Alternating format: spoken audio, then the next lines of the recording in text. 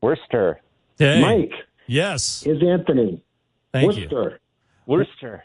I learned a little bit about Boston when I was filming there. So it's Yarmouth, right? I got that right? Yeah. You almost got that. Yarmouth. I'll tell you this right now.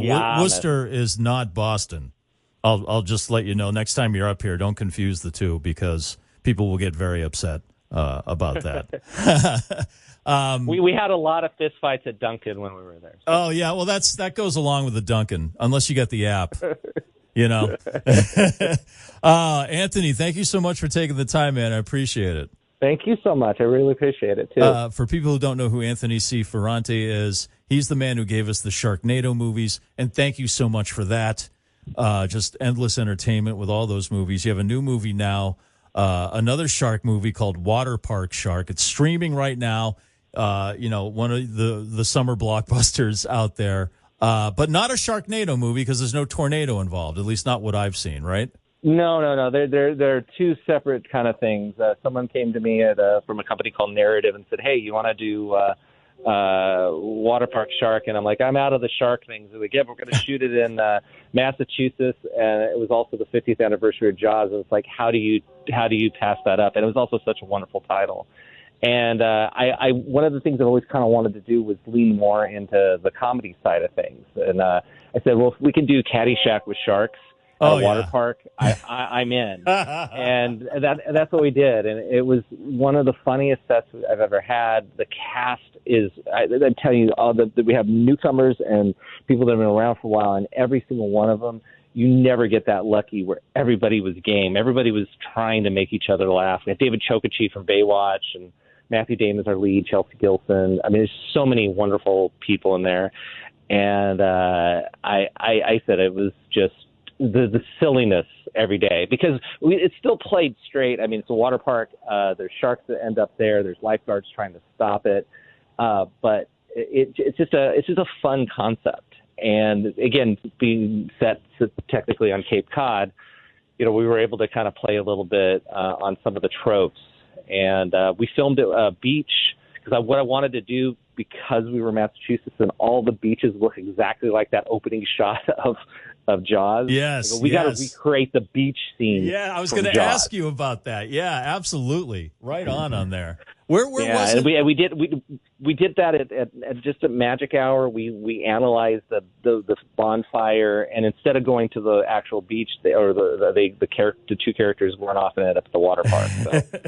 That's so great. It's a great little tribute right there. Where exactly were you on Cape Cod? Well, it was in the Yarmouth area. It's a place called Wicked Raves. Okay. It's this little water park that they had there, and they weren't open till like June 10th. So we literally had to rush everything. Like the script was being written, and I go, we have to start shooting by this date. And it was a marathon session, but we made it to the church, and we got to film. And the park, they were so generous in letting us have the run of the place. It's places like amusement parks and stuff like that. They get a little concerned when you go, hey, we want to have a bunch of shark deaths at your park. They're like, they don't want that bad juju. Right. But this place was just like, no, whatever you want. Yeah, we could do this, we could do that, and they let us film underneath the park and on the slides. So it was a great experience. I didn't think you could do anything beyond having sharks in space. But the answer was right here on planet Earth, which is pretty amazing. And just in time, I mean, it's been streaming for a few days now, but just in time for Shark Week, and people just love the sharks. Now, that's something I wanted to ask you. Is it fair to say you are a film nerd who has kind of worked your way up to actually being a director and writing and making films, kind of like Quentin Tarantino? In that sense, and where Tarantino took everything he loved about the movies he saw and put them into his movies, is this what you do also, or were you just like, I just want to make messed up shark movies? No. I mean, I was a nerd. I mean, I think that when I knew when I was in sixth grade I wanted to make movies, but I came from a small town in Northern California and had zero idea how to do it. So instead of I didn't have access to stuff, so I started writing movie reviews for my class paper.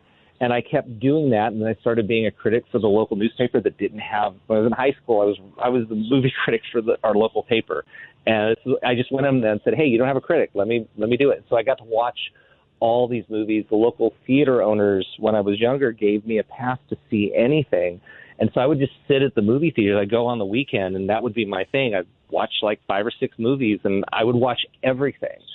And so finally, when I was able to get a camera and start doing things, this was part of who I was from the very beginning. And it's just, I feel blessed that I've been able to make a lot of these fun movies. And so there's a lot of references, and I know a lot of things that maybe people wouldn't be aware of, or films that people wouldn't be aware of, because I saw so many cool things. So yeah, like Tarantino, there's a lot of that DNA, and you just try to put it out there. And then, and obviously with Sharknado and Water Park, there's obviously the Jaws DNA, but there's other things that, you go, oh, this would be fun. This would be fun. Let's do an homage to this. And then there's things that, as a nerd, that I do that is for 2 people. My second movie I did was called Headless Horseman, and I'm a huge Warren Zevon fan. Oh, nice. And so I had the art department. He has a song called "Rollin' the Headless Thompson Gunner." Yes, great tune. So in the convenience store, I had them do a poster that says "Rollins Thompson Gum sold here." Oh, nice. But that was it. That was for me, and it was for you. That was it. So there's a lot of that nerd stuff that just is so obscure.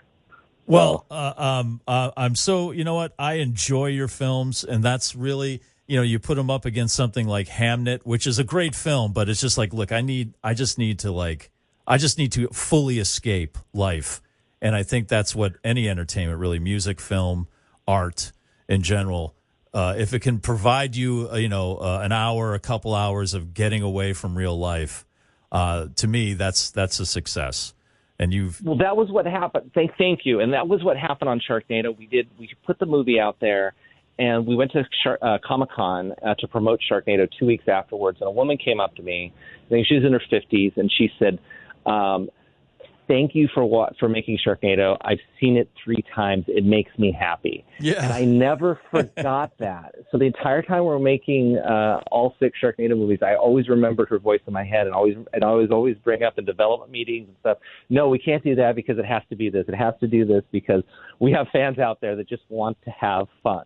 Well, Anthony C. Ferrante, thank you so much for joining me. The new film, Water Park Shark, streaming right now. Check it out. I just want to throw this out there before I let you go. Do with it what you will.